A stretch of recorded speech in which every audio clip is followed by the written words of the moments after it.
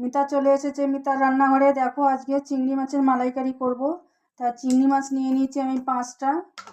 আর মাছগুলো আমি কেটেই নিয়ে এসেছি। তাও আমি এই পেটের এইগুলোকে বার করে নিয়েছি, কেননা যেহেতু এর মাছের পেটের মধ্যে সব শ্যাওলা থাকে। আর এইখান দিয়ে কেটে আমি এর যে একটা নাড়ি থাকে নোংরা, সেটাকে বার করে নিয়েছি। দেখো বন্ধুরা, তাহলে ধুয়ে নিয়ে মাছগুলোতে নুন হলুদ একটু শুকনো লঙ্কার গুঁড়ো একটু মাখিয়ে নিই। আর দেখো মশলা নিয়ে নিয়েছি এখানে আদা রসুন একটু কাঁচা লঙ্কা আর এই পেঁয়াজ বাটা।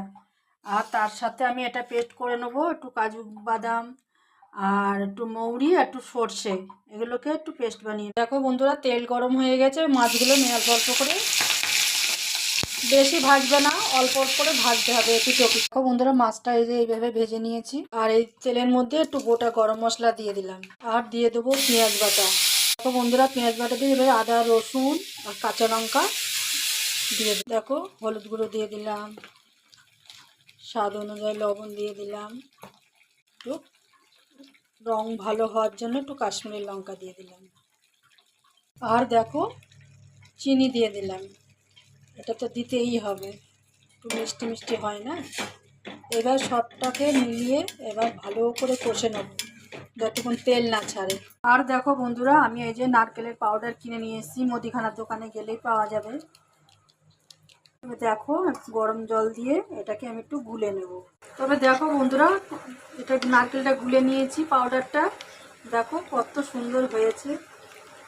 হ্যাঁ, এটা আমার ঘরে ছিল, তাই তোমরা এমনি নারকেল নিয়ে এসেও দিতে পারো। তাহলে দেখো এবার ওই মশলাটা দিয়ে দেবো, সর্ষে কাজু বাটাটা দিয়ে দিলাম। বন্ধুরা দেখো, আমি জল ব্যবহার করব না, এখন আমি অল্প অল্প করে দুধ দিয়ে সেটাকে নাড়বো। দেখো বন্ধুরা, এটা কষা হয়ে গেছে, এটা একটু সময় ধরে কষতে হয়, তেল ছেড়ে দিয়েছে। এইবার আমি নারকেলের দুধটা দিয়ে দেব। দেখো বন্ধুরা, তাহলে ঝোলটা ফুটে গেছে, এবার মাছগুলো আমি এক এক করে দিয়ে দিলাম। বন্ধুরা, একটু নামানোর আগে একটু সাই গরম মশলা দিয়ে দিলাম। বন্ধুরা, আমার এই রেসিপিটা কেমন লাগলো তোমরা কমেন্ট করবে, শেয়ার করবে, আর পেজটাকে একটু ফলো করে দিও। আর ইউটিউবে দেখলে তোমরা একটু সাবস্ক্রাইবার করে দিও। তাহলে বন্ধুরা, কেমন লাগছে দেখো,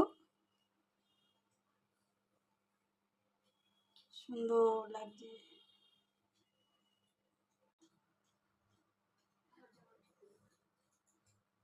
শেষ হয়েছে।